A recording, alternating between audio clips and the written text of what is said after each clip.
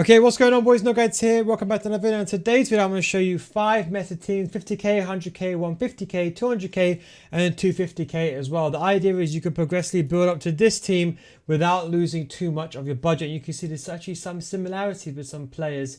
So don't skip and start crying that you don't understand. So you're going to have to watch the video. So the first team we have is the 50k team. Now, it's very important, no matter what anyone else tells you, pace is important, but so is good players. You want players that have got really good stats. Players like Correa, where you can put, for example, a Hunter chemistry style on them and you can get their stats up. Good agility and balance. We also want to prioritize 85 sprint speed and acceleration and above, and a 4-star weak foot, because we want those players to be able to do the skill moves like explosive fake shots. So you've got Muriel in the striker, 4-star, and we've got Correa alongside him. They can play perfectly well together, and they are two very good teams. For left mid and right mid, for left mid we have Chiesa, can play perfectly as a left mid and right mid, or can even play as a cam if you play a 3-5-2. And then we have Cuadrado. So with this system, you can also play any formation. We've got 2 box-to-box. We've got Uribe, which is more of a CDM. You can see in his medium-high work rate. Very cheap. Only 1k, guys. And you put Shadow on him as well. DePaul is a very good box-to-box centre mid that can go forward. And, of course, it can still do the heel-to-ball skill move as well. Don't forget about that. And then we have the defense. We got Pepe, a very underrated card this year. Ibanez, one of the better cards this year with very good stats. Now for the whole line, I'd recommend using a Shadow on them. 2 CDM Shadow. Cuadrado, I recommend a finisher. Chiesa, I'd recommend a finisher. I'd recommend Hunter for Correa, and Muriel, you can use either a finisher or a Hunter. How would this line up in game? I'll quickly show you this as well before I do go on. So basically, if you are going to be playing, let's say something of a 4-4-2, you play Correa and Muriel up top, both perfect, and you got Chiesa and Cuadrado for the wings. And the same with the 4-2-2. If you're playing a 4-1-2-1-2 second variation, which I think a lot of you guys will be playing this year, it's the same thing, but you could put Cuadrado in centre mid alongside DePaul, because Cuadrado's got, look, he's got those CDM centre mid cam type hybrid stats, almost like a box-to-box player. We get the job done as well. And if you're playing some sort of 4-3-3, you could drop Cuadrado into midfield. So do you understand? However, dynamic pairing, very similar. Then you're going to see Correa and Muriel are 2 top tier players. We want to keep them in the team as we transfer over to the 100k team. We can see Correa stays in the team, but we do drop Muriel. Now, Muriel is still cheap, but you can see we do some massive improvements. We get Lacroix and Klosterman, 2 tanks of centre backs for the L1 triangle through ball meta. You can see we go with Frimpong. He gets a job done, not the end of the world. Ram is one card that we do get. And have a look at the Jota now. One of the better cards this year. Look at this. Hunter on him. Bam. Look at those stats. That's the main thing, guys. The 5-star weak foot. That is the biggest thing. That's why we're going to keep him in this team. 5-star weak foot. You put a Hunter on him. He's a real good card. There isn't really anything wrong with him. I would say the only downside with him is that he hasn't got better passing, but then he'll be one of the best tackers in the game. So he's going to stay in the game to the end. We then have Correa. We keep him in. Correa is just a very good, cost-effective card. He's very cheap. There's no reason to even replace him just because he's a very good card quite naturally. 4-star. We've got Diaz in. It's kind of a card that get the job done. We're going to put a finisher on him to get his finishing up. That gets up to 95 finishing here with a finisher stat. We got Rafinha on 1 chemistry. Now, it's not the end of the world because he's still got good stats anyway. We put a finisher on him anyway to get the job done. We keep DePaul in, and we put Nunez, Mateus Nunez in only for Jota. Ram goes at left back, and then you have Frimpong next to him. So you can see we're still keeping some of the core. DePaul stays in, Jota, Correa, and you can see some of the players still goes on. That's the 100k team. It fluctuates. You know, it was 95k yesterday, 116. Probably going to go back down to 100k again by the time you're watching that video. Now we go over to the 150k team. Quite similar. Now don't forget with the last team, it's quite similar to how you play the system. You're playing Jota and Correa and strikers. If you're playing a 4-3-3, you just bring Diaz back into the middle. So what about this formation? So this is where things get interesting. So with a 150, we end up putting Dembele in.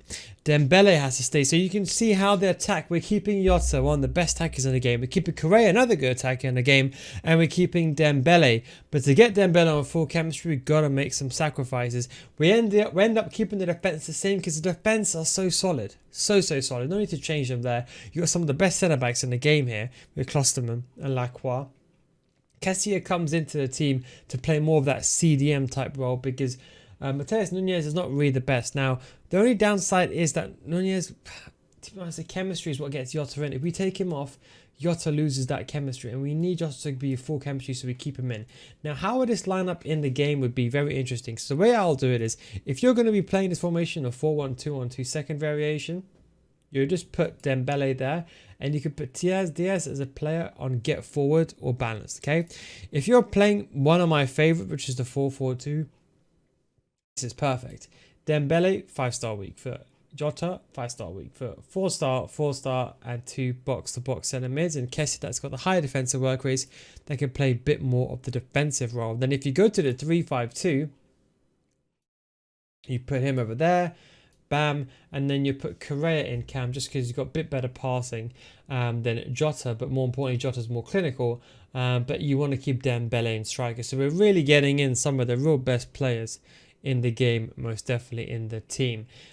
So the question is, how do you turn this then into the 200k and the 250k team? Now you can see a lot of the team we're going to keep consistent. Jota's going to stay there, Correa we're going to keep there, and players like Dembele we're going to keep. That means someone's got to go. So what the first move we're going to do is we're going to end up putting Cancelo here. Just Cancelo there straight away. And that way we're just going to get that team to about 200k.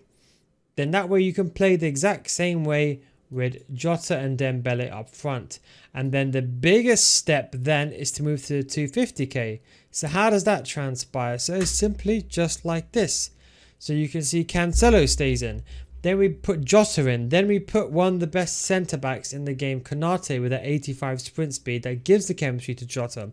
Then we keep Tomori in, arguably the best centre-back in the game. Look at those stats. Good agility and balance as well. Medium high, perfect card.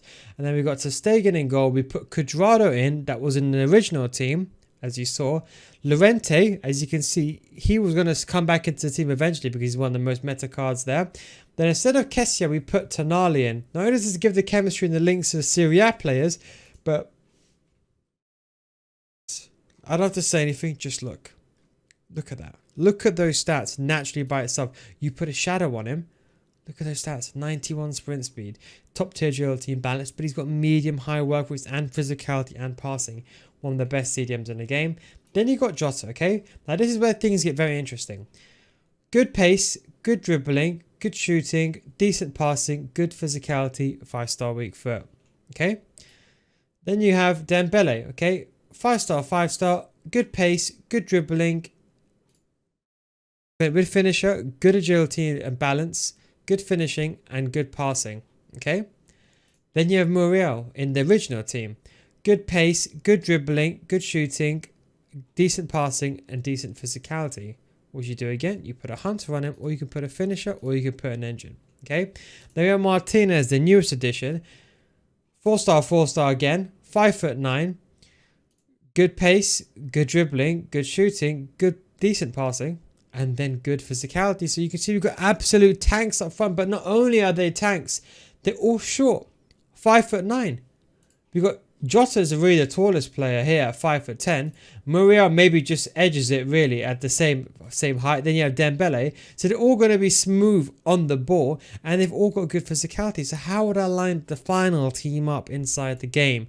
Well, how I'll do this is if I'm playing the 3-5-2, my go-to formation, I will drop Muriel as a right mid, and like this, Muriel over there. And then what I will do is I'll put Konate on this side, and then have Tonali Llorente like this. And personally, I will put Jota in striker because they both got 5-star weak foot, and I'll put him in cam because he's actually got a pretty decent pass. You can also put Muriel there, it's up to you, whichever one you do want as well.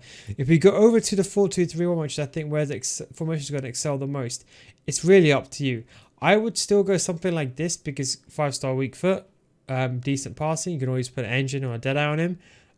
You're always going to put a finisher on him anyway. Hunter or finisher on these guys, both CDMs, and of course you're going to be playing the centre backs together like that, and then Quadrado will just go to right mid. If you go over to the 4-4-2, it's the exact same thing, but you kind of sport for choice again. I think the key thing here would be Jota and Dembele, or you can even consider swapping one of these players like Martinez, who's more a physical player, but shorter if you want better dribbling.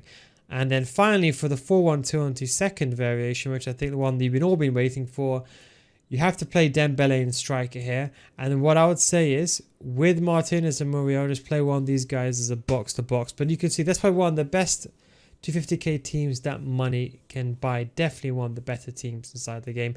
Anyway, I hope you enjoyed this video. Thank you very much for watching. Take it easy, and of course, catch you next time. Don't forget my Patreon series, patreon.com/NoGuys. Links down below in the description if you want to see the more meta teams and the meta team list.